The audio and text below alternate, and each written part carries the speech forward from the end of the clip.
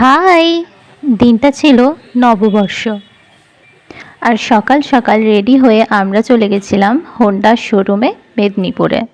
কারণ আমাদের এখানে বাইক বুকিং করা ছিল, তো আজকে আমরা বাইকটা নিয়ে আসব। আর যারা তোমরা বাইক কিনতে গেছো তারা তো জানোই যে ওখানে একটুখানি অপেক্ষা করতে হয়। তো অপেক্ষা করার পর ফাইনালি আমাদের বুকিং করা বাইকটা আমরা দেখতে পেলাম। এরপর এটা যাবে ওয়াশ করার জন্য।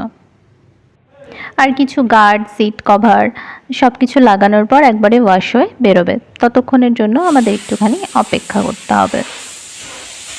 তো আমরা বিলিং, ক্যাশ কাউন্টার এই সব কিছু ততক্ষণ ঘুরে নিচ্ছিলাম, কাজগুলো করে নিচ্ছিলাম।